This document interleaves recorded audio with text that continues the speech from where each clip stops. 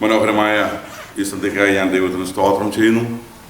നമുക്കൊരു പ്രാവശ്യം കൂടെ മാറ്റമില്ലാത്ത ദൈവവചനത്തിന് മുമ്പാകെ ഇപ്രകാരം ഒന്നിച്ചായിരിക്കാൻ ദൈവം ഒരുക്കിയ മനോഹരമായ സമയത്തിനായും സാവകാശത്തിനായും ഞാൻ കർത്താവിനെ വാഴ്ത്തും.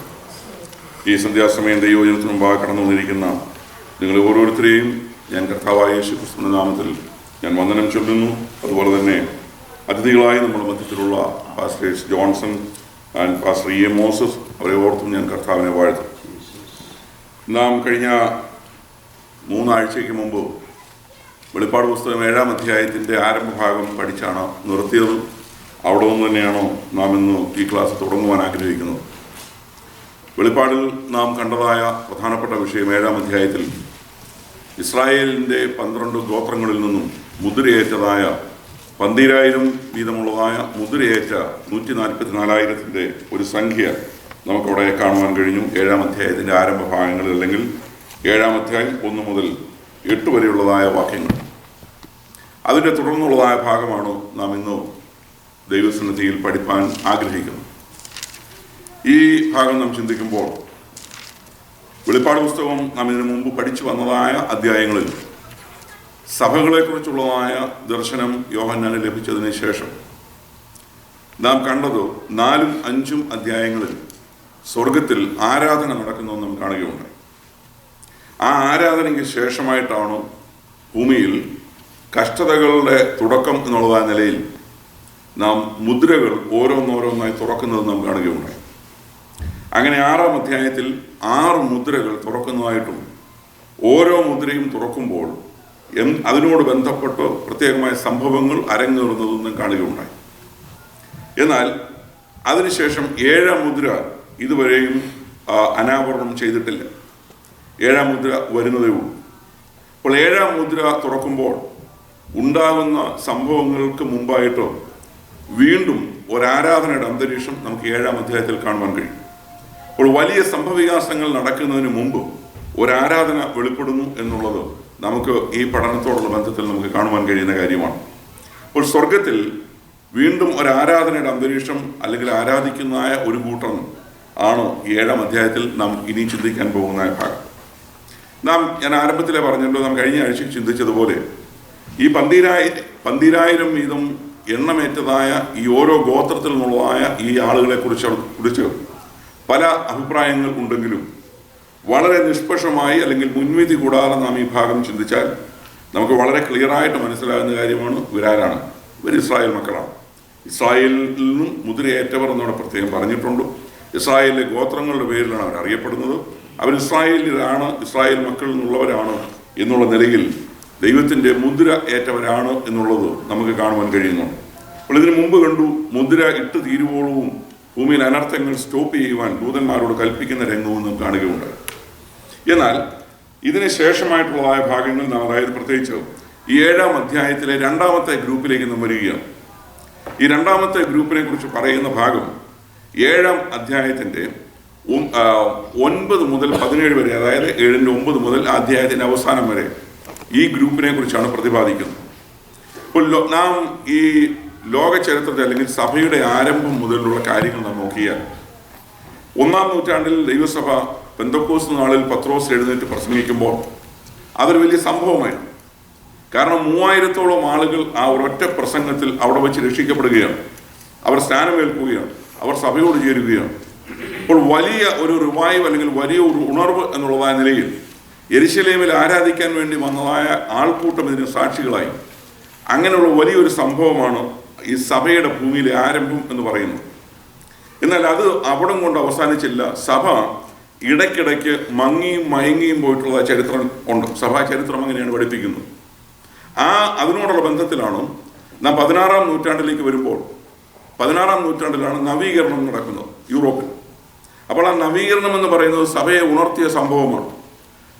വ്യാപകമായി ആളുകൾ കൂട്ടം കൂട്ടമായി ദൈവഭാഗത്തേക്ക് വരികയും ദൈവമുഖം അന്വേഷിക്കുകയും ചെയ്യുവാൻ ഈ നവീകരണം കാരണമായി എന്നുള്ളത് നമുക്കറിയാം. അതിനുശേഷം 2 നൂറ്റാണ്ടുകൾ കഴിഞ്ഞാണ് 18-ാം നൂറ്റാണ്ടിലാണ് ഗ്രേറ്റ് അവേക്കനിങ് എന്ന് പറയുന്ന വലിയൊരു ഉണർവ് ഇവിടെ ഈ അമേരിക്കയിലുണ്ട്. ആ കാലത്താണ് ജോണതൻ എഡ്വേർഡ്സ്, അതുപോലുള്ളതായ ദൈവദാസന്മാർ ദൈവവചനം സംസാരിക്കുകയും വലിയ പാപബോധം ആളുകൾക്കുണ്ടായി വലിയ അനുതാപത്തോടുകൂടി ജനം കൂട്ടം കൂട്ടമായി മാനസാന്തരത്തിന് അനുഭവത്തിലേക്ക് വന്ന വലിയ സംഭവങ്ങൾ 18-ാം നൂറ്റാണ്ടിൽ ഈ രാജ്യത്ത് നടന്നു. എന്നാൽ വീണ്ടും നമുക്ക് ഇന്ന് ഈ രാജ്യത്തിൻ്റെ അവസ്ഥ നോക്കിയാൽ വീണ്ടും ഈ രാജ്യം ആത്മീയമായി പിന്നോക്കം പോകുന്നു എന്നുള്ളത് നമുക്ക് കാണുവാൻ കഴിയും. എന്നാൽ ദൈവത്തിൻ്റെ വചനത്തിൽ നാം പഠിക്കുമ്പോൾ ദൈവത്തിന് വളരെ വ്യക്തമായി ഒരു പദ്ധതിയുണ്ട്. സകലരും രക്ഷിക്കപ്പെടണം എന്നുള്ള ദൈവത്തിൻ്റെ പദ്ധതിയാണ്. ഒന്നുകിൽ സഭ എടുത്തുകൊള്ളപ്പെടുന്നതായ അല്ലെങ്കിൽ റാപ്ചർ എന്ന് പറയുന്നതായ സംഭവത്തോട് അല്ലെങ്കിൽ എടുത്തുകൊള്ളപ്പെടുന്ന സഭയിൽ മണവാട്ടി സഭയുടെ ഭാഗമായി ഒരുവനായി തീരുക. അതല്ലെങ്കിൽ അതിനുശേഷമായിട്ട് കൈവിടപ്പെടുന്നതിനോടുള്ള ബന്ധത്തിൽ ലോകത്തിൽ നടക്കുന്ന പീഡാകാലത്തോടുള്ള ബന്ധത്തിൽ ആ പീഡാകാലത്തിലൂടെ കടന്നുപോയിട്ട് ദൈവഭാഗത്തേക്ക് വരിക. എങ്ങനെയെങ്കിലും ദൈവഭാഗത്തേക്ക് വരണം എന്ന് ദൈവം ആഗ്രഹിക്കുക. യേശുക്രിസ്തുവിൻ്റെ രക്തത്താലുള്ളതായ കഴുകൽ, യേശുക്രിസ്തുവിൻ്റെ രക്തത്താലുള്ളതായ ശുദ്ധീകരണം, യേശുക്രിസ്തുവിൻ്റെ രക്തത്താലുള്ളതായ വിടുതൽ എന്ന് പറയുന്നത് സകല ഗോത്രങ്ങളിലും സകല ഭാഷകളിലും വംശങ്ങളിലുമുള്ള ആളുകൾക്കുള്ളതാണ്. അതിൻ്റെ ഒരു ഭാഗമാണ് നാം 7-ാം അധ്യായത്തിൽ കാണുവാൻ പോകുന്നത്. അതായത് ഈ മഹോപദ്രവകാല അല്ലെങ്കിൽ ട്രിബുലേഷൻ കാലഘട്ടത്തിലുള്ളതായ വിശുദ്ധന്മാർ അവർ കർത്താവിൻ്റെ ഭാഗത്തേക്ക് വരുന്ന ഒരു വലിയ സംഘത്തെ നമുക്കിവിടെ കാണുവാൻ കഴിയും. അത് വലിയൊരു സംഘമാണ് എന്നുള്ളത് നമുക്ക് ഇവിടെ ഈ ഭാഗത്ത് യോഹന്നാൻ തന്നെ പറയുന്നുണ്ട്. എണ്ണുവാൻ കഴിയാത്തതുപോലുള്ള ഒരു സംഘമാണ്. എണ്ണുവാൻ കഴിയാത്തതുപോലുള്ള ആ സംഘം നമ്മളിൻ്റെ ആദ്യ ഭാഗം നോക്കിയാൽ 9-ാം വാക്യം, ഇതിൻ്റെ ശേഷം സകല ജാതികളിലും ഗോത്രങ്ങളിലും വംശങ്ങളിലും ഭാഷകളിൽ നിന്ന് ഉള്ളതായി ആർക്കും എണ്ണിക്കൂടാത്ത ഒരു മഹാപുരുഷാരം വെള്ള നിലയങ്കി ധരിച്ച് കയ്യിൽ കുരുത്തോലയുമായി സിംഹാസനത്തിനും കുഞ്ഞാടിനും മുമ്പാകെ നിൽക്കുന്നത് ഞാൻ കണ്ടു. നാം ഈ ഭാഗം നാം സവിസ്തരം പഠിക്കുന്ന ഈ ഗ്രൂപ്പിനെ സംബന്ധിച്ചും ഇവിടെ നടക്കുന്ന ഇവരോടുള്ളതായ നിലയിലെ പ്രത്യേകതകളുമാണ് നാം ഈ പരിശോധിക്കാൻ ആഗ്രഹിക്കുന്നത്. അപ്പോൾ ഇവിടെ ഈ പറയപ്പെടുന്ന ഈ ഗ്രൂപ്പിനെ കുറിച്ച് നാം പഠിക്കുമ്പോൾ 8 പ്രധാനമായ വിഷയങ്ങൾ ഇതിനുള്ള പഠനത്തിനു വേണ്ടി നമുക്ക് ഇതിനോടുള്ള ബന്ധത്തിൽ നോക്കിയാൽ, ഒന്നാമതായിട്ട് ഇതിനെക്കുറിച്ച് ഒരു വിവരണത്തോടുകൂടി തുടങ്ങുകയാണ്. എന്താണ് ഈ സംഭവം എന്നുള്ളതിൽ ഡിസ്ക്രിപ്ഷൻ അല്ലെങ്കിൽ ഒരു വിവരണത്തോടുകൂടി തുടങ്ങുകയാണ്. നാം രണ്ടാമതായിട്ട് ഇതിൽ കാണുന്നത് ലൊക്കേഷൻ അല്ലെങ്കിൽ സ്ഥാനമാണ്. എവിടാണ് ഈ കാര്യങ്ങൾ നടക്കുന്നത് എന്നുള്ള നിലയിൽ ഈ വിഷയത്തെക്കുറിച്ചുള്ള പ്രതിപാദനമാണ് രണ്ടാമത്. മൂന്നാമതായിട്ട് ആക്ഷൻ അല്ലെങ്കിൽ പ്രവൃത്തി, എന്താണ് ഈ ഗ്രൂപ്പ് ചെയ്യുന്നത് അല്ലെങ്കിൽ അവരുടെ ആക്ഷൻ എന്താണ് എന്നുള്ള നിലയിൽ നമുക്ക് കാണുവാൻ കഴിയും. നാലാമതായിട്ടും അസോസിയേഷൻ അല്ലെങ്കിൽ സഹവാസം എന്നുള്ള നിലയിൽ ഈ വിശുദ്ധന്മാർ തനിയാണോ, അതായത് ഒരു വലിയ സംഘത്തെ അവിടെ കണ്ടു, അവിടെ വേറെ ആരെങ്കിലും ഒക്കെ ഉണ്ടോ എന്നുള്ളത്, സഹവാസം അല്ലെങ്കിൽ ആരോടുകൂടെ അവർ അസോസിയേറ്റ് ചെയ്യുന്നു എന്നുള്ള നിലയിൽ നമുക്ക് അടുത്ത വേറൊരു ഭാഗം കാണുവാനായിട്ടുണ്ട്. അതിൻ്റെ അടുത്തതായിട്ട് ഒറിജിനേഷൻ എന്നുള്ള നിലയിൽ ആരാധനയുടെ ഒരു ആരംഭം അവിടെ കുറിക്കുന്നതായിട്ട് നമുക്ക് കാണുവാൻ കഴിയും ഈ ഭാഗം നാം പഠിക്കുമ്പോൾ. അതിനുശേഷം ഫങ്ഷൻ അല്ലെങ്കിൽ കടമ അല്ലെങ്കിൽ ചുമതല എന്നുള്ള നിലയിൽ ഈ സിംഹാസനത്തിന് മുമ്പിൽ നിൽക്കുന്ന ആളുകൾ അവരുടെ ഫങ്ഷൻ എന്താണ് അല്ലെങ്കിൽ അവരുടെ ചുമതല എന്താണ് എന്നുള്ള നിലയിൽ എന്താണ് അവർ ചെയ്യുന്നത് എന്നുള്ളത് ഈ വേദഭാഗം പ്രതിപാദിക്കുന്നുണ്ട്. അതുകൂടാതെ ഏഴാമതായിട്ടും ഇവർക്ക് ദൈവത്തിങ്കിൽ നിന്നുള്ളതായ പ്രൊട്ടക്ഷൻ അല്ലെങ്കിൽ സംരക്ഷണം, ഇവരോട് ദൈവം എങ്ങനെ ഇടപെടുന്നു എന്നുള്ളതും ദൈവം അവർക്ക് എങ്ങനെ ആയിരിക്കുന്നു, അവരോടുള്ള നിലയിലുള്ള ദൈവത്തിൻ്റെ ബന്ധം എന്താണ്, പ്രൊട്ടക്ഷൻ അല്ലെങ്കിൽ സംരക്ഷണം എന്നുള്ളതാ നിലയിൽ നാം ഈ ഭാഗത്ത് കാണുവാൻ കഴിയുന്നു. അവസാനമായിട്ടോ ദൈവത്തിങ്കിൽ അവർക്ക് എന്തെല്ലാം ലഭിക്കുന്നു എന്നുള്ള നിലയിൽ പ്രൊവിഷൻസ് ഫ്രം ഗോഡ് എന്നുള്ള നിലയിൽ അവർക്ക് എന്തൊക്കെയാണ് ദൈവത്തിങ്കിൽ നിന്ന് ലഭിക്കുന്നത് എന്നുള്ള നിലയിൽ ഉള്ള ആ വിഷയമാണ്. ഇങ്ങനെ 8 സബ് ടൈറ്റിലായിട്ട് തിരിച്ചാൽ ഈ ഭാഗം പഠിക്കുവാൻ കുറച്ചുകൂടെ എളുപ്പമാകും. ഞാൻ വീണ്ടും നിങ്ങളോട് അപേക്ഷിക്കുന്നു, ഇത് വെളിപ്പാട് പുസ്തകമാണ്, ഇതൊന്നും ഫൈനലല്ല. ഞാൻ ഈ പറയുന്നൊന്നും ഇതിങ്ങനെ തന്നെ ആയിരിക്കണമെന്ന് യാതൊരു നിലയിലും ശഠിക്കുന്നില്ല, അങ്ങനെ തന്നെ ആയിരിക്കണമെന്ന് നിർബന്ധമില്ല. ദൈവം എനിക്ക് വെളിപ്പെടുത്തി തന്നതും ഈ ഭാഗത്തിന് മുമ്പിൽ ഇരുന്ന് പഠിക്കുന്നതിനോടുള്ള ബന്ധത്തിൽ എനിക്ക് വെളിപ്പെടുത്തി കിട്ടിയത് മാത്രമേ എനിക്ക് നിങ്ങളോട് ഷെയർ ചെയ്യാൻ കഴിയുകയുള്ളൂ. നിങ്ങൾ ഇതിനോട് ചേർന്ന് പഠിക്കുവാൻ ശ്രമിക്കുക, അല്ലെങ്കിൽ വചനം പരിശോധിക്കാൻ ശ്രമിക്കുക, ബെരോവയിലെ ഉത്തമന്മാരെ പോലെ വീണ്ടും വീണ്ടും ഈ വിഷയം പഠിക്കുവാൻ ശ്രമിക്കുക എന്നുള്ളതാണ്. അല്പം അങ്ങോട്ടോ ഇങ്ങോട്ടോ പെശക് പറ്റിയാലും വലിയ കുഴപ്പമുള്ള കാര്യമല്ല. എന്തുകൊണ്ടെന്നാൽ ഇതൊന്നും നമ്മളെ ബാധിക്കുന്ന കാര്യമായിട്ടിരിക്കുന്നില്ല. കാര്യം ഇതിനു മുമ്പ് സഭയുടെ ഉൽപ്രാപണം നടക്കും എന്നുള്ളത് ഞാൻ വിശ്വസിക്കുന്നു. ഞാൻ ആ നിലയിൽ തന്നെ ഒരു ക്ലാസ് എടുത്തതാണ്. മഹോപദ്രവത്തിലൂടെ സഭ പോകുമെന്ന് പഠിപ്പിക്കുന്നവരുണ്ട്, എന്നാൽ സഭ പോകത്തില്ല മഹോപദ്രവത്തിലൂടെ. കാരണം അതിനു മുമ്പ് സഭ ഈ ഭൂമിയിൽ എടുത്തുകൊള്ളപ്പെടും, അതിനുശേഷമേ ഇവിടെ ട്രിബുലേഷൻ നടക്കത്തുള്ളൂ എന്നുള്ളത് ഒരു മണിക്കൂറിൽ ഒരു ക്ലാസ് മെയിനായിട്ടും അതായിരുന്നു. അതുകൊണ്ട് ആ നിലയിൽ പോകാൻ നാം ഉത്സാഹിക്കുക. ആ നിലയിൽ പോകുന്നെങ്കിൽ പിന്നെ ഇതൊന്നും നമ്മളെ സംബന്ധിച്ചിടത്തോളം അത്ര വലിയ വിഷയമായിട്ട് ഇരിക്കുന്നില്ല എന്നുള്ളതും നാം ഓർക്കണം.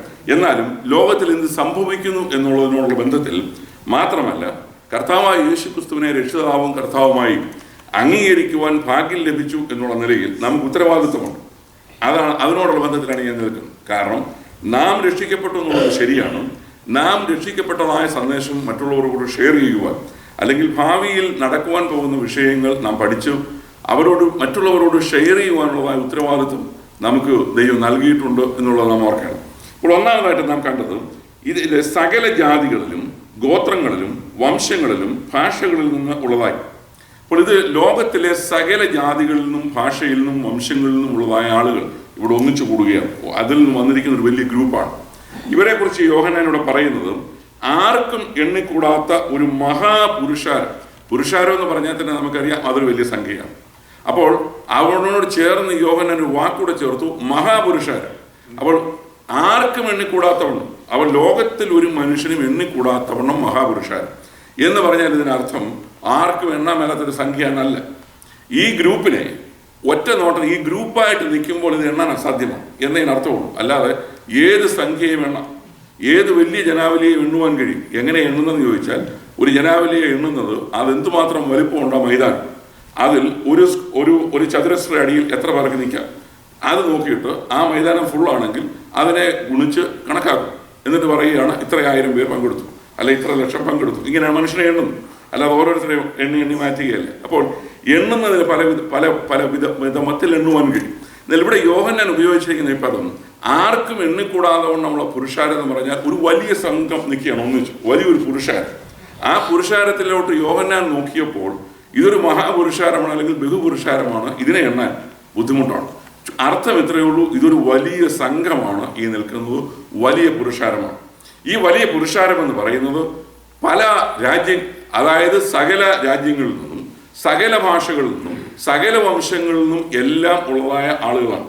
നാം മത്തായിയുടെ സുവിശേഷം 24-ാം അധ്യായത്തിൽ നാം ഇപ്രകാരം കാണുന്നുണ്ടോ, രാജ്യത്തിന്റെ സുവിശേഷം സകല ഭാഗങ്ങളിലും പ്രഘോഷിക്കപ്പെടും, അപ്പോൾ അവസാനം വരും എന്നുള്ളത് നിലയിൽ നമുക്ക് കാണുവാൻ കഴിയുന്നുണ്ട്. അപ്പോൾ ഈ സമയത്തും ഇതിനു മുമ്പ് നാം കണ്ടതായ ഈ യഹൂദാ ഗോത്രത്തിൽ മുദ്രയേറ്റ, അല്ലെങ്കിൽ ഇസ്രായേലിന്റെ ഗോത്രങ്ങളിൽ മുദ്രയേറ്റ ആ ഇസ്രായേലിനെ സംബന്ധിച്ചിടത്തോളം ദൈവത്തിന്റെ പ്രത്യേകമായ സംരക്ഷണം അവർക്ക് ലഭിച്ചിട്ടുണ്ട്.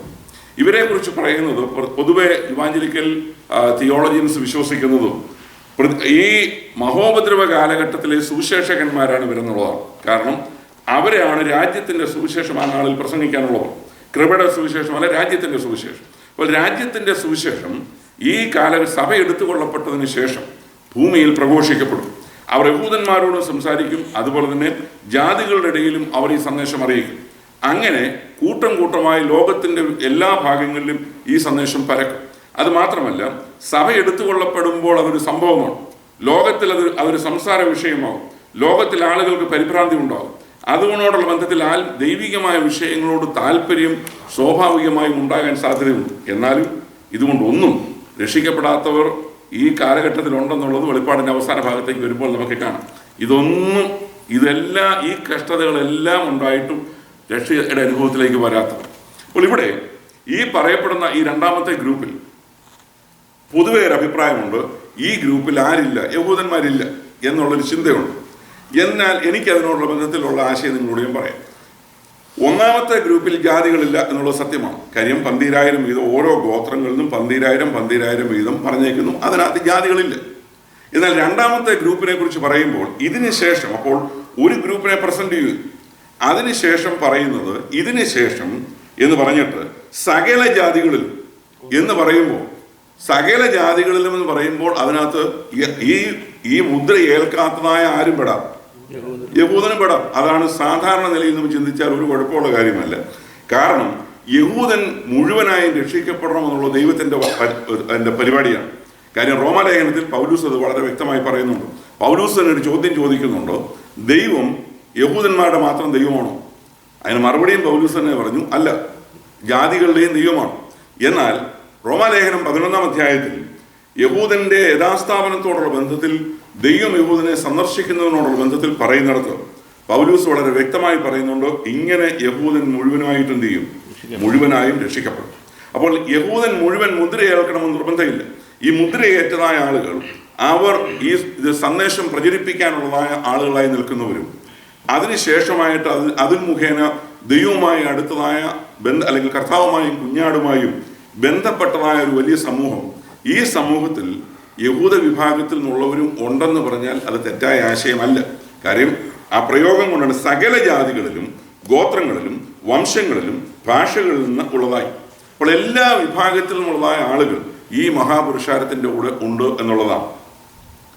അവരുടെ കയ്യിൽ എണ്ണിക്കൂടാത്ത ഒരു മഹാപുരുഷാരം വെള്ള നിലയങ്കി ധരിച്ചു. ഇത് സഭയാണെന്നൊക്കെ പഠിപ്പിക്കുന്നവരുണ്ട്. അതായത് സഭ മഹോപദ്രവത്തിലൂടെ പോകും എന്ന് പറയുന്നതിനോടുള്ള ബന്ധത്തിൽ ഇവർ വെള്ള നിലയങ്കി ധരിച്ചു എന്നുള്ളതാണ്. ഇവരെ നാം ഇവിടെ ഉപയോഗിക്കുന്ന പദങ്ങൾ പ്രത്യേകം ശ്രദ്ധിക്കണം.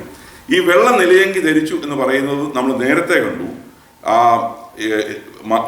ഇവിടുന്ന് രക്തസാക്ഷികളായി തീർന്ന ദൈവമക്കൾ അവര് ഈ യാഗപീഠത്തിന്റെ അവിടെ നിലവിളിക്കുന്ന സമയത്ത് അവർ വെള്ള നിലയങ്കി അവർ ധരിച്ചിരിക്കുന്നതിനെ കുറിച്ച് കണ്ടു. രക്തസാക്ഷി നാം ഈ വെളിപ്പാട് പുസ്തകം പഠിക്കുമ്പോൾ വെള്ള നിലയങ്കി എന്ന് പറയുന്നത് രക്തസാക്ഷികളുടെ വസ്ത്രമായിട്ടാണ് നിൽക്കുന്നത്.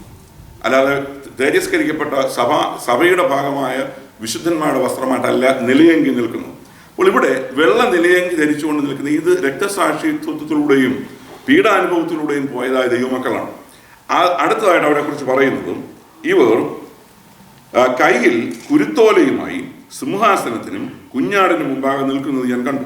അപ്പോൾ നേരത്തെ നമ്മൾ കണ്ടു 24 മൂപ്പന്മാരോടുള്ള ബന്ധത്തിൽ നമ്മൾ കണ്ടു. ഈ 24 മൂപ്പന്മാരോടുള്ള ബന്ധത്തിൽ അത് സഭയുടെ റെപ്രസെന്റേഷന്റെ ഭാഗമായിട്ട് നിൽക്കുന്നതായിട്ട് നാം പറഞ്ഞു. അവിടെ എങ്ങും മൂപ്പന്മാരുടെ കയ്യിൽ കുരുത്തോലയൊന്നും ഇരിപ്പില്ല. കാരണം എന്നാൽ ഈ വന്നേക്കുന്ന ഗ്രൂപ്പ് ഇവരുടെ കയ്യിൽ കുരുത്തോലയുണ്ട്. ഇതെന്തിനാണെന്ന് ചോദിച്ചാൽ ഇസ്രായേൽ മക്കളോടുള്ള ബന്ധത്തിൽ നാം പഴയ നിയമത്തിൽ കാണുന്ന കൂടാരപ്പെരുന്നാളിനോടുള്ള ബന്ധത്തിൽ നമുക്കറിയാം. അത് ഈ കൂടാരപ്പെരുന്നാൾ ഇസ്രായേലിന് ദൈവം കൽപ്പിച്ചു കൊടുത്തത് അവർ കൂടാരങ്ങളിൽ മാറി മാറി താമസിച്ചു. തലമുറയെ അറിയണം, അല്ലെങ്കിൽ കാലഘട്ടം കഴിയുമ്പോൾ ദൈവം അവർക്ക് നന്മകൾ അനുഗ്രഹങ്ങൾ പകർന്നു കൊടുത്തു വാഗ്ദത്ത നാട്ടിൽ കനാൻ നാട്ടിലൊക്കെ എത്തിക്കഴിയുമ്പോൾ ദൈവത്തെ മറക്കുവാനുള്ളതായ സാധ്യതയുണ്ട്. ദൈവം നടത്തിയ വഴികളെ മറക്കുവാനുള്ളതായ സാധ്യതയുണ്ട്. അതുകൊണ്ട് കൂടാര പെരുന്നാൾ ഇവർക്ക് കൽപ്പിച്ചു കൊടുത്തു.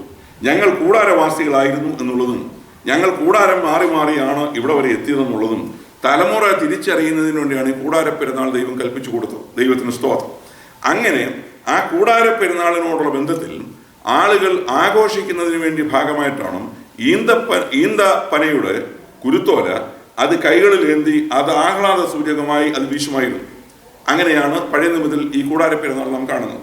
അപ്പോൾ ഇവിടെ ഈ ഒരു കൂട്ടം ആളുകൾ ദൈവസന്നിധിയിൽ സന്തോഷഭരിതരായി നിൽക്കുകയാണ്. ഇവരെ സംബന്ധിച്ചിടത്തോളം ഇവരുടെ സന്തോഷത്തിന്റെയും ആനന്ദത്തിന്റെയും പ്രതീകമായിട്ട് ഇവർ കുരുത്തോലയുമായി നിൽക്കുകയാണ്. അവിടെ കുരുത്തോലയുമായി നിൽക്കുമ്പോൾ വെള്ള നിലയങ്കി ധരിച്ച് കയ്യിൽ കുരുത്തോലയുമായി സിംഹാസനത്തിനും കുഞ്ഞാടിനും മുമ്പാകെ നിൽക്കുന്നത് ഞാൻ കണ്ടു. അപ്പോൾ ഇതിന്റെ രണ്ടാമത്തെ ഭാഗം നാം ചിന്തിക്കുമ്പോൾ ഒന്നാമത് ഇതിന്റെ വിവരണം തുടങ്ങുകയാണ്. രണ്ടാം ഭാഗം എന്ന് പറയുന്നത് ഇവരുടെ ലൊക്കേഷനാണ്. ഇവർ എവിടെ നിൽക്കുന്നു എന്നുള്ളതാണ്. ഈ ഗ്രൂപ്പ് എവിടെ നിൽക്കുന്നു എന്നാണ് യോഹന്നാൻ കണ്ടത് എന്നുള്ളതും ആ വാക്യത്തിന്റെ അവസാനത്തിലുണ്ട്. കയ്യിൽ കുരുത്തോലയുമായി സിംഹാസനത്തിനും കുഞ്ഞാടിനും മുമ്പാകെ നിൽക്കുന്നത് ഞാൻ കണ്ടു. അപ്പോൾ ദൈവസിംഹാസനം നാം ഇതിനു മുമ്പ് കണ്ടതാണ്, നാം നേരത്തെ പഠിച്ചതാണ്. അപ്പോൾ ആ സിംഹാസനത്തിനും അതിനടുത്ത് തന്നെ ആര് നിൽക്കുന്നു? കുഞ്ഞാട് അറക്കപ്പെട്ടതുപോലെ നിൽക്കുന്നത് കൊണ്ട്. അപ്പോൾ ഈ മഹാപുരുഷാരം എന്ന് പറയുന്ന ഈ എണ്ണിക്കൂടാത്ത ഈ സംഘം ഇവർ നിൽക്കുന്നത് ഈ സിംഹാസനത്തിന്റെയും കുഞ്ഞാടിന്റെയും മുമ്പാകെയാണ്. അപ്പോൾ അവർക്ക് ആരുടെ സാന്നിധ്യം അവിടെ ഉണ്ട്? ദൈവത്തിന്റെ സാന്നിധ്യവും കുഞ്ഞാടിന്റെ സാന്നിധ്യവും അവിടെ ഉണ്ട്. അതിനടുത്താണ് ഈ മഹാപുരുഷാരം നിൽക്കുന്നത്. അവരോട് വളരെ ക്ലോസ് ആയിട്ട് നിൽക്കുകയാണ്. കുഞ്ഞാടിന് മുമ്പാകെ നിൽക്കുന്നത് ഞാൻ കണ്ടു. അടുത്തതായിട്ട് നാം നോക്കിയാൽ രക്ഷ എന്നുള്ളത് സിംഹാസനത്തിൽ ഇരിക്കുന്നവനായ നമ്മുടെ ദൈവത്തിൻ്റെയും കുഞ്ഞാടിൻ്റെയും ദാനം എന്ന് അവർ അത്യുച്ചത്തിൽ ആർത്തുകൊണ്ടിരുന്നു. അപ്പോൾ ഇവര് എന്ത് ചെയ്തു? ഇവരുടെ പ്രവൃത്തി എന്താണെന്നുള്ള മൂന്നാമതായിട്ട് ഇവരുടെ ആക്ഷൻ, ഇവരുടെ പ്രവൃത്തി എന്താണ്? ഇവരുടെ പ്രവൃത്തി എന്താണെന്ന് ചോദിച്ചാൽ ഇവിടെ എന്ത് തുടങ്ങുക? ഇവിടെ ആരാധന, വർഷിപ്പ് തുടങ്ങുകയാണ്, ആരാധന തുടങ്ങുകയാണ്. ഈ ആരാധനയിലെ പ്രധാനപ്പെട്ട വിഷയം എന്ന് പറയുന്നത് രക്ഷയാണ്. നമ്മളൊരു കാര്യം ഓർക്കണം, നമ്മുടെ ആരാധനയിൽ നാം കൂടി വരുമ്പോൾ നമ്മുടെ പ്രധാനപ്പെട്ട വിഷയം എന്ന് പറയുന്നത് കർത്താവ് നമുക്ക് വേണ്ടി എന്ത് ചെയ്തു എന്നുള്ളത് ഓർത്ത് കർത്താവിന് നന്ദി കരയറ്റുക എന്നുള്ളതാണ്. പക്ഷെ പലപ്പോഴും നമ്മുടെ ആരാധനയിൽ നമ്മൾ എന്തൊക്കെയാണ് കാട്ടിക്കൂട്ടുന്നത് എന്നുള്ളതാണ്. നാം വാസ്തവത്തിൽ ആരാധനയിലെ പ്രാർത്ഥന എന്ന് പറയുന്നത് കൂടി വരുന്നതായ സമയത്ത് ആരാധനയെ വഹിച്ചുകൊണ്ട് പ്രാർത്ഥിക്കാം എന്ന് പറഞ്ഞാൽ ആരാധന പൂർണ്ണമായും ആ പ്രാർത്ഥന ഫോക്കസ് ചെയ്യേണ്ടത് കർത്താവിനോടുള്ള ബന്ധത്തിലാണ്, അല്ലാതെ മറ്റ് യാതൊന്നുമല്ല. അത് നിങ്ങൾ ഓർക്കണം. നാം പ്രാർത്ഥിക്കുമ്പോൾ പ്രത്യേകിച്ച് ആരാധനയെ അനുഗ്രഹിക്കാൻ, ആരാധനയുടെ അനുഗ്രഹത്തിനായി പ്രാർത്ഥിക്കാമെന്ന് പറഞ്ഞാൽ ആ പ്രാർത്ഥന പൂർണ്ണമായും 100% ഫോക്കസ് ചെയ്യേണ്ടത് ആരാധനയ്ക്ക് യോഗ്യനായ കർത്താവിനോടുള്ള ബന്ധത്തിലാണ്. മധ്യസ്ഥ പ്രാർത്ഥന അതിനിടയിൽ വരേണ്ട കാര്യമല്ല. നിങ്ങൾ തെറ്റിദ്ധരിക്കരുത്. മധ്യസ്ഥ പ്രാർത്ഥന നമ്മൾ കൂടി വരുമ്പോൾ വേണ്ട എന്നല്ല ഞാൻ പറഞ്ഞത്. മധ്യസ്ഥ പ്രാർത്ഥനയ്ക്ക് അതിൻ്റെതായ സമയമുണ്ട്. നമ്മൾ പല വിഷയങ്ങൾ പറയും, ആളുകൾക്ക് സൗഖ്യമില്ലാതിരുന്ന കാര്യം, യാത്ര ചെയ്തതായ കാര്യം, അങ്ങോട്ട് പോയ കാര്യം, ഇങ്ങോട്ട് വന്ന കാര്യം, ഇതെല്ലാം പറയും. അതിന് പ്രാർത്ഥിക്കാനുള്ള സമയമാണ് മധ്യസ്ഥ പ്രാർത്ഥന. എന്നാൽ ആരാധനയെ വഹിച്ചുകൊണ്ട് പ്രാർത്ഥിക്കാമെന്ന് പറഞ്ഞാൽ ആരാധനയ്ക്ക് യോഗ്യനായ കർത്താവ് നമ്മളെ ആരാധനയ്ക്ക് യോഗ്യരാക്കി തീർത്തതോർത്തോ, ദൈവസന്നിധിയിൽ വരുവാൻ നമ്മളെ യോഗ്യരാക്കിയതോർത്തോ, നമ്മളെ രക്ഷിച്ചതോർത്തോ, എന്നെ വീണ്ടെടുത്തതോർത്തോ, ഇന്ന് പകൽക്കാലം ആരാധനയിൽ വിശുദ്ധ മേശയിലേക്ക് കരങ്ങളെ നീട്ടുവാൻ യോഗ്യനാക്കിയതൊക്കെ ഓർത്ത് ദൈവസന്നിധിയിൽ വരുമ്പോൾ ഇതല്ലാതെ പ്രാർത്ഥിക്കേണ്ട വേറെ യാതൊരു വിഷയവും ഇല്ല എന്നുള്ളതാണ് സത്യം. അത് നമ്മൾ ഓർക്കണം. അപ്പോൾ പ്രാർത്ഥന എന്ന് പറയുന്നത് ആരാധനയിലെ പ്രാർത്ഥന പോലും ആരാധനയെ ഫോക്കസ് ചെയ്തുകൊണ്ടുള്ളതായിരിക്കണം. ഇവിടെ ഈ മഹാപുരുഷാരത്തെ നമ്മൾ കാണും. ഈ മഹാപുരുഷാരൻ തുടങ്ങുന്നതിന് ആരാധന ഇവിടെ സ്റ്റാർട്ട് ചെയ്യുകയാണ്. ആരാധന സ്റ്റാർട്ട് ചെയ്യുന്ന ഉടനെ തന്നെ ആരംഭത്തിൽ തന്നെ ഇവർക്ക് പറയാനുള്ളതും ഇവിടെ പറയുന്ന ഇതാണ്: രക്ഷ എന്നുള്ളത് സിംഹാസനത്തിൽ ഇരിക്കുന്നവനായ നമ്മുടെ ദൈവത്തിൻ്റെയും കുഞ്ഞാടിൻ്റെയും ദാനം എന്ന് അവർ അത്യുച്ചത്തിൽ ആർത്തുകൊണ്ടിരുന്നു. സ്വർഗം എന്ന് പറയുന്നത് ആരാധനയുടെ സ്ഥലമാണ്. ആരാധനയിൽ ശബ്ദമുണ്ടാക്കുവാൻ നമുക്ക് മനസ്സില്ലെങ്കിൽ, അല്ലെങ്കിൽ ശബ്ദം നമുക്ക് അലോരസമായിട്ട് ഇരിക്കുന്നെങ്കിൽ, ആരെങ്കിലും ശബ്ദത്തിൽ ഒരു ഹല്ലേലൂയ പറഞ്ഞാൽ നമുക്ക് അവരോട് ഈർഷ്യ തോന്നുന്നെങ്കിൽ സ്വർഗം നമുക്ക് പറ്റിയ സ്ഥലമല്ല. സ്വർഗം പെരുവെള്ളത്തിന്റെ ഇരച്ചിൽ പോലെയുള്ളതായ ഹല്ലേലൂയ മുഴങ്ങുന്ന സ്ഥലമാണ്. നമുക്ക് അത് കേട്ടാൽ അതിനോട് ചേർന്ന് ഹല്ലേലൂയ പറയാൻ കഴിയുന്നില്ലെങ്കിൽ നാം രണ്ടാമതൊന്ന് ചിന്തിക്കണം, ഇവിടെ വെച്ച് കാര്യങ്ങൾ ക്രമീകരിക്കണം, ക്രമപ്പെടുത്തണം. അപ്പോൾ ഇവിടെ അത്യുച്ചത്തിൽ ആർത്തുകൊണ്ടിരുന്നു. അപ്പോൾ ദൈവത്തിന് കേൾക്കാൻ മേലെന്ന് ചോദിച്ചാൽ ചിലപ്പോൾ ചില ആളുകൾ ചോദിക്കാറുണ്ട്, ദൈവത്തിന് എന്നെ കേൾക്കാൻ മേലെ? ദൈവത്തിനറിയാം. ഹൃദയത്തിലെ നിരൂപണങ്ങൾ വരെ ദൈവം അറിയുന്നു. ഹൃദയത്തിലെ നിരൂപണങ്ങൾ. അപ്പൊ പിന്നെ ഇത്ര ഒച്ചത്തിൽ, നമ്മൾ പെന്തക്കോസ്തുകാരെ കുറിച്ച് പണ്ടേ ഉള്ള ചോദ്യമാണ്, നിങ്ങൾ കൂടുതൽ എന്ത് ഉണ്ടാക്കുന്നത്? ശബ്ദം. നിങ്ങൾ കൂടുതൽ ശബ്ദം ഉണ്ടാക്കുന്നവരാണ്. അങ്ങനെ ആയിരുന്നു ഒരു കാലം. ഇന്ന് അത്രയും ശബ്ദം ഉണ്ടോ എന്നുള്ളത് വേറൊരു വിഷയം. അപ്പോൾ നമുക്ക് ഒരു കാലത്ത് വലിയ ശബ്ദമുള്ളവരായിരുന്നു. കാരണം നമ്മെ സംബന്ധിച്ചിടത്തോളം നമ്മുടെ സന്തോഷത്തിന്റെ ആധിക്യത്തിലാണ് ഈ ശബ്ദം ഉണ്ടായത്. ആരാധനയ്ക്കായി വരുമ്പോൾ പാട്ട് പാടുമ്പോഴൊക്കെ ഈ ശബ്ദം ഇത്രയും ഉയർന്ന് പാടാൻ കഴിഞ്ഞതും ഇത്രയും ഉയർത്തി ശബ്ദം നമ്മൾ ഉപയോഗിച്ചതല്ല, നമ്മുടെ ഹൃദയത്തിലെ സന്തോഷത്തിന്റെ ഭാഗം കൊണ്ടാണ്. നമ്മളത് ഓർക്കണം. ദൈവത്തിന് സ്തോത്രം. അപ്പോൾ ഇവിടെ ആരാധന ഇവർ ആദ്യമായിട്ട് സ്റ്റാർട്ട് ചെയ്യുന്ന ഉടനെ തന്നെ ഈ മഹാപുരുഷാരം ആർപ്പിടാൻ തുടങ്ങുകയാണ്. ഈ ആർപ്പിടുമ്പോൾ മറ്റ് യാതൊരു കാര്യവും അവർ പറയുന്നില്ല. രക്ഷ നമ്മുടെ ദൈവത്തിന്റെ ദാനമാണ് എന്നുള്ളതാണ് അവർ പറയുന്നത്. അവർ പറയുന്നത് ഇങ്ങനെയാണ്: രക്ഷ എന്നുള്ളത് സിംഹാസനത്തിൽ ഇരിക്കുന്നവനായ നമ്മുടെ ദൈവത്തിൻ്റെയും കുഞ്ഞാടിൻ്റെയും ദാനം. നിങ്ങൾ ഈ പദപ്രയോഗം വളരെ ശ്രദ്ധിക്കണം. ഇവർ ഇവിടെ പറയുന്ന ഇവരുടെ രക്ഷയോടുള്ള ബന്ധത്തിൽ ഇവർ പറയുന്നത് നമ്മുടെ രക്ഷ, അല്ലെങ്കിൽ അവർ ഈ മഹാപുരുഷാരത്തിന്റെ രക്ഷ, അവർ പറയുന്നത് സിംഹാസനത്തിൽ ഇരിക്കുന്നവന്റെ ദാനമാണ്. സിംഹാസനത്തിൽ ഇരിക്കുന്നവന്റെ ദാനം. എന്നാൽ എൻ്റെയും നിങ്ങളുടെ രക്ഷ എന്ന് പറഞ്ഞത് സിംഹാസനത്തിൽ ഇരിക്കുന്നവന്റെ ദാനമല്ല, കൃപാസനത്തിൽ ഇരിക്കുന്നവന്റെ ദാനമാണ്. അത് നമ്മൾ ഓർക്കണം. അപ്പോൾ ദൈവവൈതലിന്റെ രക്ഷ, അല്ലെങ്കിൽ ഇന്ന് സഭയാം ശരീരത്തിൽ ആയിരിക്കുന്ന രക്ഷിക്കപ്പെട്ടതായ ഒരു ദൈവവൈതലിന്റെ രക്ഷ എന്ന് പറയുന്നത് സിംഹാസനത്തിൽ വാണരുളുന്ന ദൈവത്തിങ്കിൽ നിന്ന് വരുന്നതിനേക്കാൾ ഉപരി കൃപാസനത്തിൽ ഇരിക്കുന്ന ദൈവത്തിങ്കിൽ നിന്ന് കിട്ടി എന്നുള്ളതാണ് നമ്മെ ഭരിക്കേണ്ടത് കാര്യം. അതുകൊണ്ടാണ് എബ്രായ ലേഖനത്തിൽ പറയുന്നത് ധൈര്യത്തോടെ കൃപാസനത്തോടെ എന്ത് ചെയ്യുക? അടുത്ത് ചെല്ലുക എന്ന് പറയും. അപ്പോൾ കൃപാസനം എന്ന് പറയുന്നതാണ് വാസ്തവത്തിൽ നമ്മളെ നിർത്തുന്നത്. നമ്മളെ രക്ഷിച്ചത് കൃപാസനമാണ്, ദൈവത്തിന്റെ കൃപാസനം എന്നുള്ളത് നാം ഓർക്കണം. അപ്പോൾ ഇവിടെ സിംഹാസനത്തിൽ ഇരിക്കുന്നവന്റെയും അതുപോലെ തന്നെ കുഞ്ഞാടിന്റെയും ദാനം എന്ന് പറഞ്ഞ് ഇവർ അത്യുച്ചത്തിൽ ആർത്തുകൊണ്ടിരുന്നു. അപ്പോൾ രക്ഷ എന്ന് പറയുന്നതിന് യാതൊരു കുറുക്കു വഴിയുമില്ലെന്നുള്ളത് നാം ഓർക്കണം.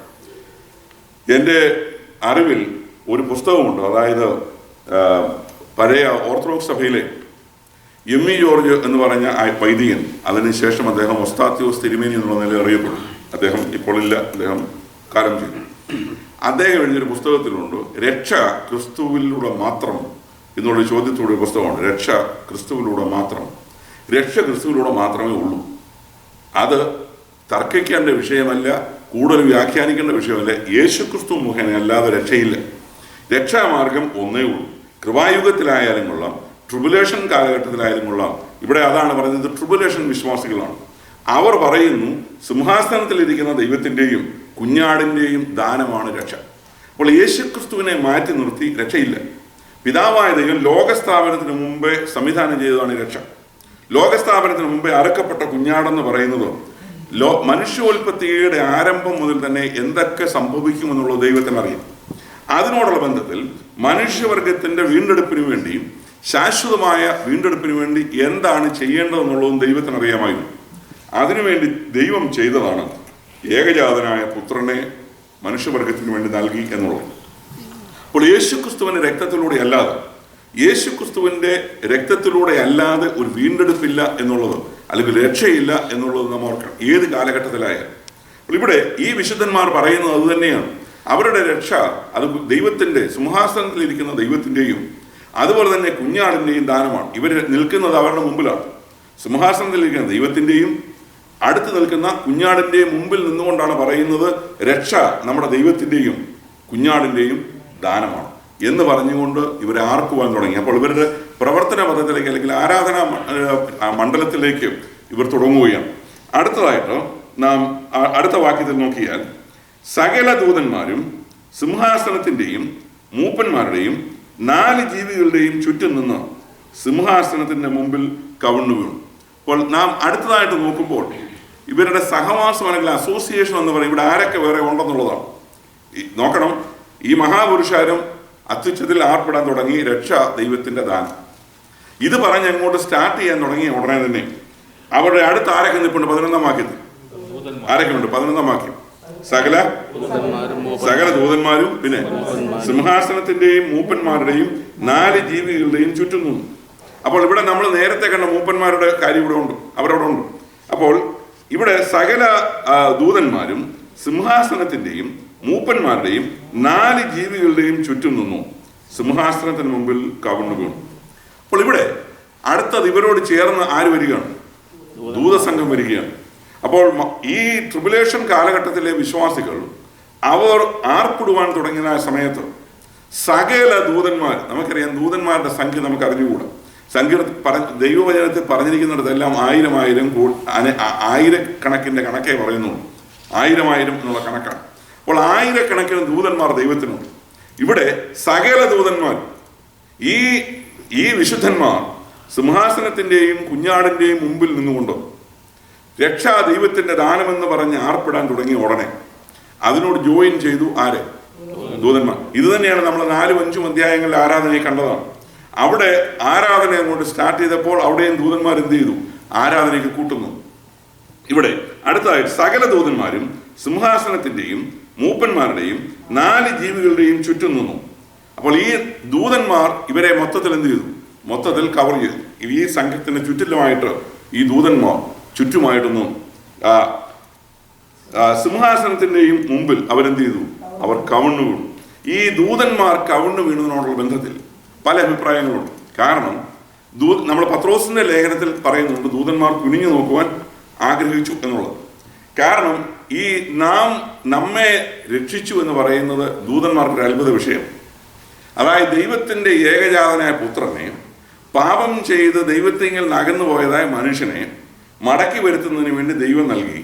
ഈ രക്ഷാപദ്ധതി ദൂതന്മാർക്ക് മനസ്സിലാകുന്ന ഒരു വിഷയമല്ല. അത് മാത്രമല്ല, അപ്പൊ ദൂതന്മാർ സ്വർഗത്തിൽ ഇങ്ങനെ എപ്പോഴും സേവിച്ചുകൊണ്ട് നിൽക്കുന്ന ആളുകൾ, സേവകാൽമാർ. അപ്പോൾ ഈ ദൂതന്മാർക്ക് ഇത് മനസ്സിലാകുന്നില്ല. അത് മാത്രമല്ല, ദൈവത്തെ ദ്രോഹിച്ചവർ, കർത്താവിനെ ക്രൂശിച്ചവർ, ഇവരെല്ലാം ഇപ്പോൾ വരികയാണ് തിരിച്ച് കർത്താവിന്റെ സന്നിധിയിലേക്ക്.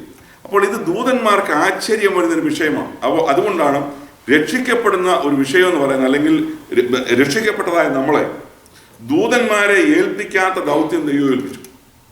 അതാണ് നാം പലപ്പോഴും പാടുന്നത്, ദൂതന്മാർക്ക് കൂടാത്ത അവകാശം. കാരണം ദൂതന്മാരെ ഇത് ഏൽപ്പിച്ചിരുന്നെങ്കിൽ അതിവേഗം ലോകം സുവിശേഷീകരിച്ചാൽ, അതിവേഗം. കാരണം ഒരൊറ്റ ദൂതൻ തന്നെ 1000കണക്കിന് എന്ത് ചെയ്തു? നിമിഷ നേരം കൊണ്ട് കൊല്ലുന്ന ചരിത്രം നമ്മൾ വേദപുസ്തകത്തിൽ കാണുന്നു. അപ്പോൾ അതിവേഗം ദൂതന്മാർക്ക് ചെയ്യാമായിരുന്ന കാര്യം വളരെ വളരെ നിസ്സാരന്മാരായ നമ്മളെ ഏൽപ്പിച്ചിരിക്കുകയാണ്. കാരണം അനുഭവത്തിൽ നിന്ന് പറയാൻ വേണ്ടിയാണ്. ദൂതന്മാർ ഇങ്ങനെയുള്ളതായ നിലയിൽ രക്ഷിക്കപ്പെട്ട വർഗമല്ല. കർത്താവായ യേശു ക്രിസ്തുവിൻ്റെ രക്തം നൽകി രക്ഷിക്കപ്പെട്ട എന്ന് പറഞ്ഞാൽ, അല്ലെങ്കിൽ രക്ഷയുടെ അനുഭവത്തിലേക്ക് വന്ന ദൈവമക്കൾ എന്നുള്ളതായ പദവി ലഭിച്ചവർ നമ്മളാണ്, ദൂതന്മാരല്ല. അപ്പോൾ എൻ്റെയും നിങ്ങളുടെയും അനുഭവം ഷെയർ ചെയ്യണമെന്നുള്ളതാണ് ദൈവം ആഗ്രഹിക്കുന്നത്. അതിൻ്റെ എഫക്റ്റ് പയ്യെ ആയാലും അല്ലെങ്കിൽ സ്പീഡിലായാലും എങ്ങനെയൊക്കെ ആയാലും പറയാനുള്ള ജോലിയാണ് നമ്മുടെ.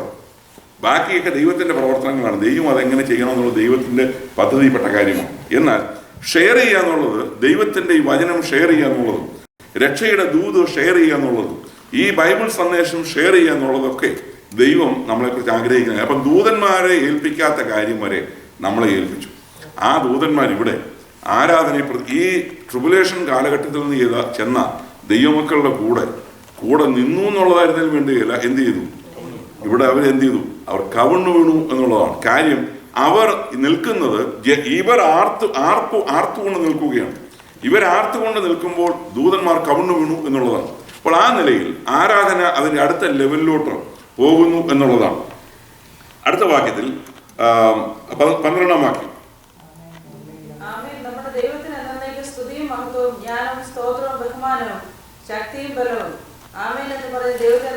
ഇവിടെ ആരാധനയിൽ പറയുന്ന, ആരാധനയിൽ ഉപയോഗിക്കുന്ന വാക്കുകളാണ്. ഈ ആരാധനയിൽ ഉപയോഗിക്കുന്ന വാക്കുകൾ ഇവിടെ സ്തുതിയുണ്ട്, മഹത്വമുണ്ട്, ജ്ഞാനമുണ്ട്, സ്തോത്രമുണ്ട്, ബഹുമാനമുണ്ട്, ശക്തിയുണ്ട്, ബലമുണ്ട്. ഇങ്ങനെയുള്ളതായ വാക്കുകളെല്ലാം ഇവിടെ ഈ അടുത്ത ഭാഗങ്ങളിൽ നമുക്ക് കാണുവാൻ കഴിയും. ഇവിടെ ഈ വാക്യത്തിൽ നാം കാണുന്നത് നമ്മുടെ ദൈവത്തിന് എന്നേക്കും സ്തുതിയും മഹത്വവും ജ്ഞാനവും സ്തോത്രവും ബഹുമാനവും ശക്തിയും ബലവും ആമേൻ എന്ന് പറഞ്ഞ് ദൈവത്തെ നമസ്കരിച്ചു എന്നുള്ളതാണ്. ഈ ദൈവത്തെ ഇവിടെ നമസ്കരിക്കുന്നതിനുള്ള ബന്ധത്തിൽ നമ്മളിവിടെ പ്രധാനമായി നമുക്ക് 3 കാര്യങ്ങൾ ഇവിടെ കാണുവാൻ കഴിയും. ഒന്ന് സ്തോത്രമാണ്, ഒന്ന് സ്തുതിയാണ്, അടുത്തത് നമസ്കാരമാണ്. അപ്പോൾ സ്തോത്രം, സ്തുതി, നമസ്കാരം എന്നുള്ളതാണ്. സ്തോത്രം എന്ന് പറയുന്നത് നാം ആരാധനയ്ക്ക് വരുമ്പോൾ ഇത് 3 ഉണ്ടായിരിക്കണം. ഇതാണ് ശരിയായ ആരാധന. അപ്പോൾ ഇത് 3 ആരാധന. സ്തോത്രം എന്തിനാണെന്ന് ചോദിച്ചാൽ, ദൈവത്തിങ്കിൽ നിന്ന് നമുക്ക് ലഭിച്ച നന്മകൾ, ദൈവം നമ്മളോട് ചെയ്തതായ അനുഗ്രഹം, അല്ലെങ്കിൽ ദൈവം നമ്മളെ വീണ്ടെടുത്തത്, ദൈവം നമ്മളെ വിടുവിച്ചത്, ദൈവം നമുക്ക് എന്ത് ചെയ്തു അതിനോടുള്ള ബന്ധത്തിൽ ദൈവത്തിന് തിരിച്ച് താങ്ക്സ് കൊടുക്കുന്നു എന്ന് മാത്രമാണ്. അതാണ് പ്രധാനമായും സ്തോത്രം ചെയ്യുന്നതുകൊണ്ട് അർത്ഥമാക്കുന്നത്. ദൈവത്തിന് നന്ദി എന്നുള്ളതാണ്.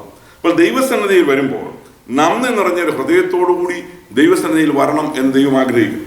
അതാണ് ദൈവം നമ്മളെക്കുറിച്ച് ആഗ്രഹിക്കുന്നത്. അപ്പോൾ ദൈവം നമുക്ക് വേണ്ടി എന്ത് ചെയ്തു? അപ്പോൾ ഒരാഴ്ച നമുക്ക് നമ്മളുള്ള ബന്ധത്തിൽ പ്രധാനമായും ആരാധന, സഭായോഗം മാത്രമല്ല ആരാധന എന്നുള്ളത് നമുക്കറിയാം. അപ്പോൾ നമ്മുടെ കൂടിവരവുകളെല്ലാം ആരാധനയുടെ ഭാഗമാണ്. അപ്പോൾ നാം ദൈവസന്നിധിയിൽ വരുമ്പോൾ നമ്മുടെ ഹൃദയം ദൈവസന്നിധിയിൽ പകരുന്നത് ഏത് അർത്ഥത്തിലാണ് എന്നുള്ളതാണ്. കാരണം ദൈവം നമുക്ക് ചെയ്ത നന്മകൾ ഓർത്താൽ, ദൈവം നമുക്ക് ചെയ്ത ഉപകാരങ്ങൾ ഓർത്താൽ, ഇന്ന് പകൽക്കാലം തന്നെ നമുക്ക് എന്തെല്ലാം സംഭവിക്കാമായിരുന്നു. എന്നാൽ നമുക്ക് ഏറ്റവും പ്രധാനം, ഞാൻ മുമ്പ് പറഞ്ഞതുപോലെ, ആരാധനയിൽ വരുമ്പോൾ, ദൈവിക കൂട്ടായ്മയിൽ വരുമ്പോൾ ഒന്നാമത്തെ വിഷയം എനിക്കിതിന് യോഗ്യത നൽകിയല്ലോ എന്നുള്ളതാണ്. ദൈവം എന്നെ ബാക്കി ഭൗമികമായ അനുഗ്രഹങ്ങളെല്ലാം പുറകിൽ കിടക്കുന്ന വിഷയങ്ങളാണ്.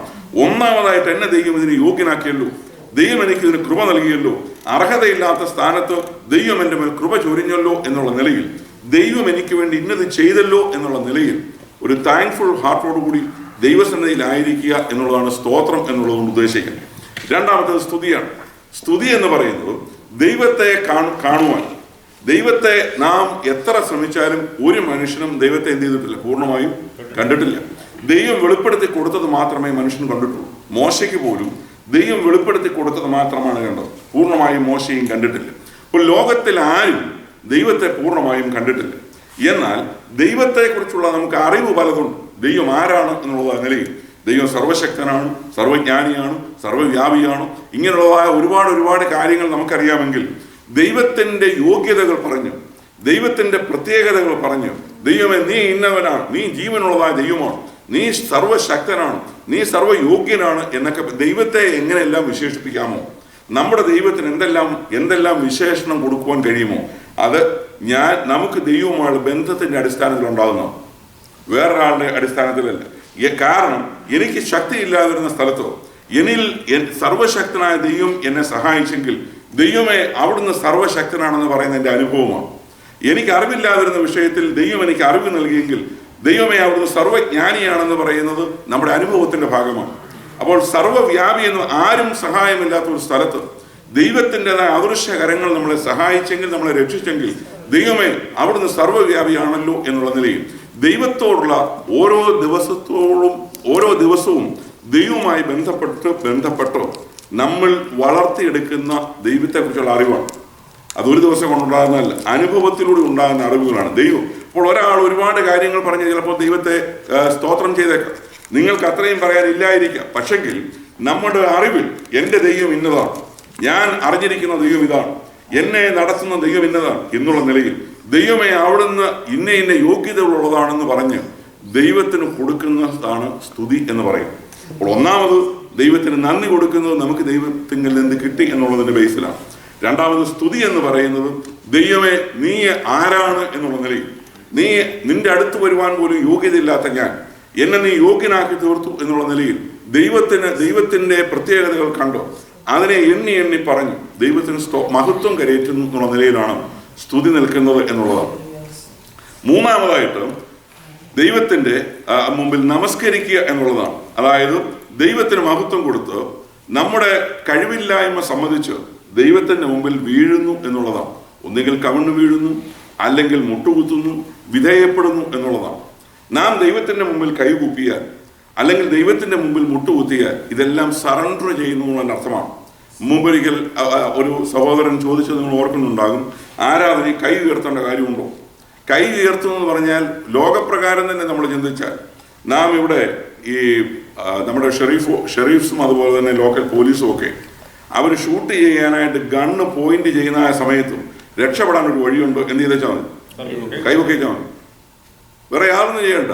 എത്ര വലിയ ക്രിമിനലാണെന്ന് പറഞ്ഞാലും കൊള്ളാം, അവർ വെടിവെക്കത്തില്ല. കാരണം മെഷീൻ ഗണ്ണിന്റെ മുമ്പിലാണ് നിൽക്കുന്നതെങ്കിൽ പോലും കയ്യിൽ തോക്കുണ്ടെങ്കിൽ താഴെ ഇട്ടച്ച് കൈ ഉയർത്തി കഴിഞ്ഞാൽ അവനെ ജീവനോടെ അന്നേരം കൊണ്ടുപോകുന്ന ഇവിടുത്തെ നിയമ സംവിധാനം, നമ്മൾ ഈ രാജ്യത്തെ നിയമ സംവിധാനം.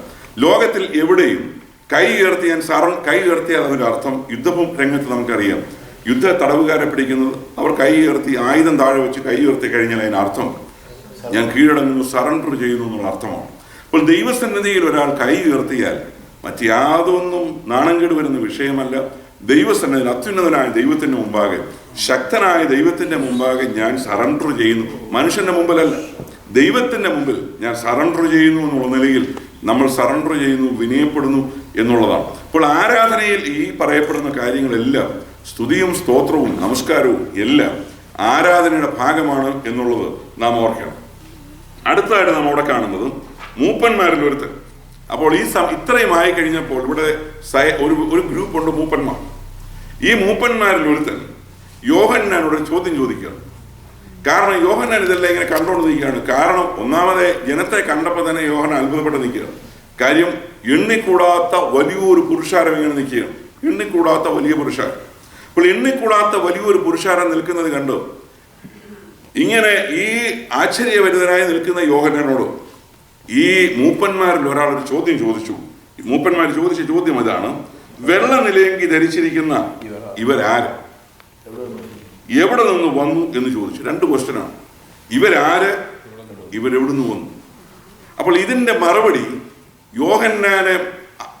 യോഹന്നാൻ അറിയാമായിരുന്നെങ്കിൽ യോഹന്നാൻ പറഞ്ഞു.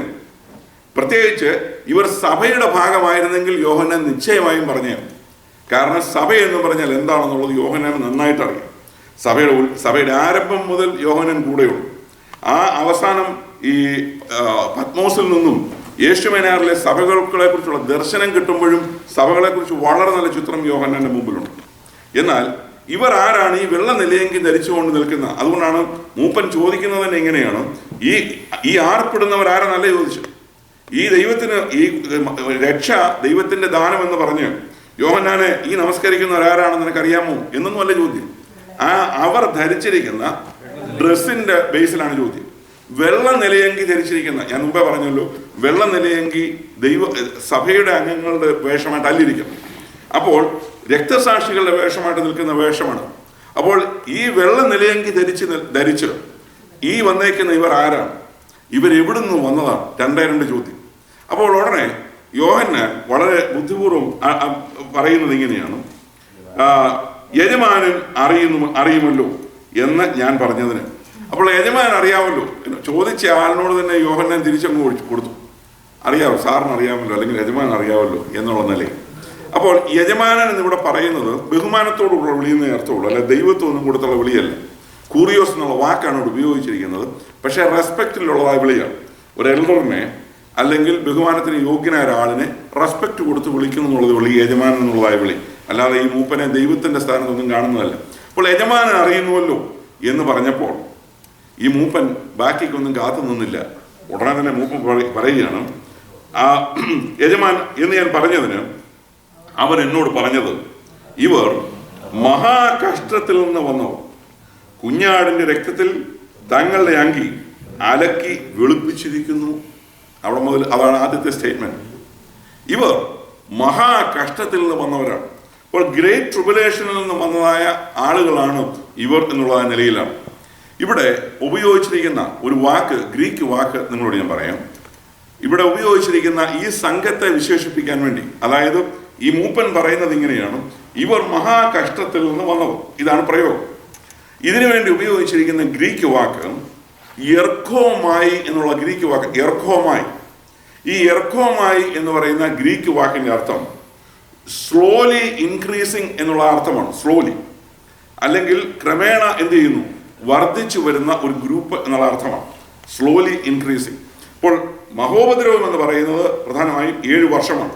ആ 7 വർഷത്തിന്, അതായത് 7 വർഷത്തിൽ അതിന്റെ ഗ്രേറ്റ് ട്രിബുലേഷൻ അല്ലെങ്കിൽ മഹോപദ്രവത്തിന് കഠിനമായ സമയം എന്ന് പറയുന്നത് അവസാനത്തെ 3.5 വർഷമാണ്.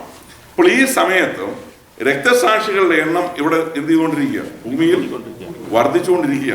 അപ്പോൾ ഈ രക്തസാക്ഷികളായി മാറ്റപ്പെടുന്നവർ എന്ത് ചെയ്തുകൊണ്ടിരിക്കുക, ഈ സംഘത്തോട് ജോയിൻ ചെയ്തുകൊണ്ടിരിക്കുകയാണ്. ഇപ്പോൾ സ്ലോലി ഈ സംഘം വലുതായിക്കൊണ്ടിരിക്കുക.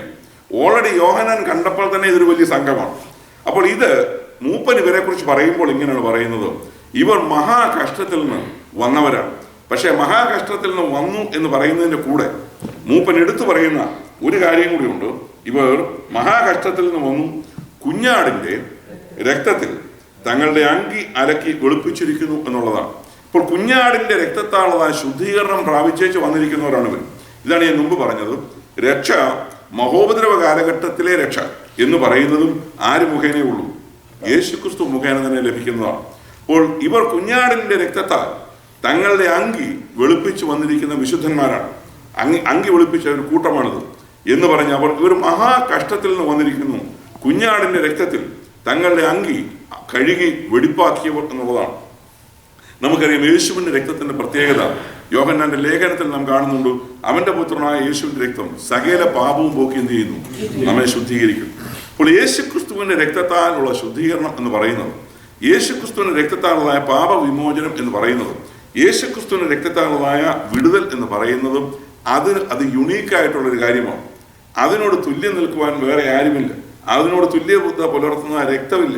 അതുകൊണ്ടാണ് പറഞ്ഞത് കാളക്കിടാക്കളുടെയും പശുക്കിടാക്കളുടെയും ഒക്കെ രക്തത്തിന് സാധിക്കാത്തതാണ് കർത്താവായ യേശുക്രിസ്തുവിന്റെ രക്തം കൊണ്ട് എന്ത് ചെയ്തത്, സാധിച്ചത് എന്ന് പറഞ്ഞത്. കാളക്കിടാവിന്റെ രക്തം കൊണ്ട് സാധിക്കുമായിരുന്നെങ്കിൽ, അല്ലെങ്കിൽ കുറുപ്രാവിന്റെ രക്തം കൊണ്ട് സാധിക്കുമായിരുന്നെങ്കിൽ, കുഞ്ഞാട് ഈ കോലാട്ടുകൊറ്റന്റെ രക്തം കൊണ്ട് സാധിക്കുമായിരുന്നെങ്കിൽ, ദൈവത്തിന്റെ ഏകജാതനായ പുത്രൻ താഴ്ന്നിറങ്ങി വന്നു മനുഷ്യ സാദൃശ്യത്തിലായി തന്നെത്താൻ ഒഴിച്ച് വേഷത്തിൽ മനുഷ്യനായി വിളങ്ങി ഏറ്റവും ഹീനമായ നിലയിൽ ക്രൂശമരണം എടുക്കേണ്ടി വരികയില്ലായിരുന്നു.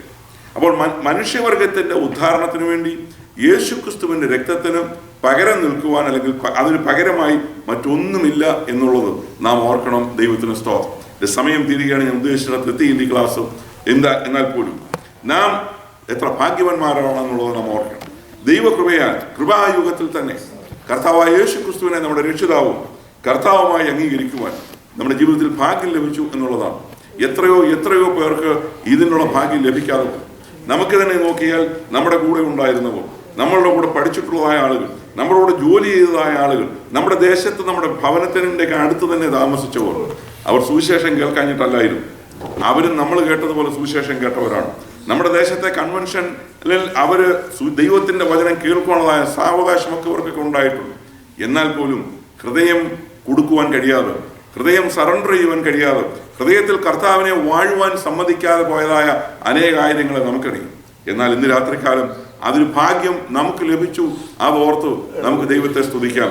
കുഞ്ഞാടിന്റെ രക്തത്താൽ വിശുദ്ധി പ്രാപിച്ചതായ കുഞ്ഞാടിന്റെ രക്തത്താൽ പാപക്കറകൾ കഴുകി വെടിപ്പാക്കുവാനുള്ളതായ ഭാഗ്യം ലഭിച്ച നമ്മെപ്പോലെ ഭാഗ്യാവസ്ഥയിലുള്ള ആളുകൾ വേറെ ഇല്ല എന്നുള്ളത് നാം ഓർക്കണം. അപ്പോൾ പരദേശികൾ നാം ഭാഗ്യശാലികൾ എന്നൊക്കെ നാം പാടാറുള്ളത് നാം ഓർക്കണം.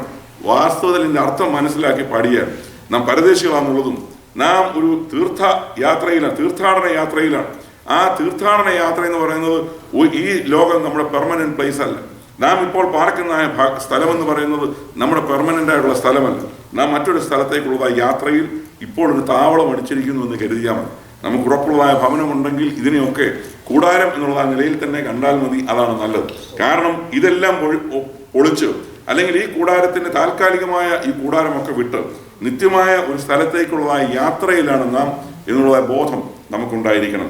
യേശുക്രിസ്തുവിന്റെ രക്തത്താളായ കഴുകൽ, യേശുക്രിസ്തുവിന്റെ രക്തത്താളായ ശുദ്ധീകരണം, അതിനൊപ്പം തുല്യമായി വേറൊന്നുമില്ല എന്നുള്ളത് നാം ഓർക്കണം.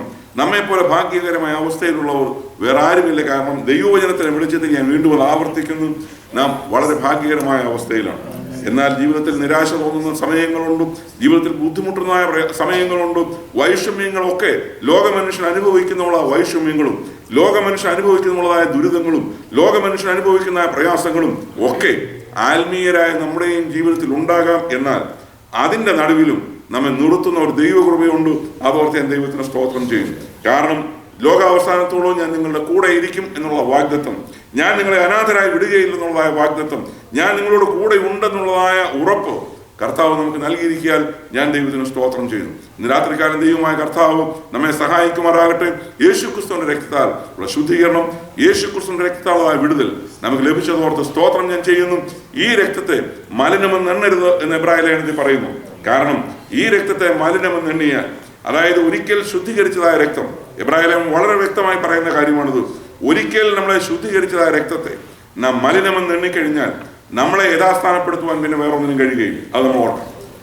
രക്ഷിക്കപ്പെടാത്തവനെ മടക്കി കൊണ്ടുവരാൻ കഴിയും, അവനെ ദൈവകൃപയിലേക്ക് കൊണ്ടുവരാൻ കഴിയും.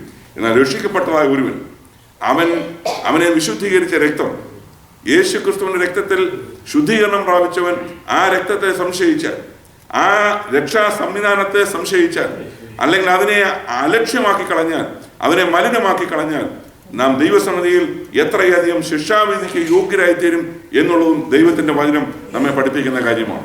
നാം ശിക്ഷാവിധിക്കുള്ളവരായി തീരാതെ ദൈവസന്നിധി വിനയപ്പെടുവാനും ദൈവം നമ്മളെ ആക്കിയിരിക്കുന്ന ശ്രേഷ്ഠമായ അനുഭവങ്ങൾ, ശ്രേഷ്ഠമായ പദവികൾ കൊണ്ടോ ദൈവത്തിന് നന്ദി കരയറ്റിക്കൊണ്ടോ ജീവിപ്പാനും ദൈവമായ കർത്താവ് നമ്മെ സഹായിക്കുമാറാകട്ടെ.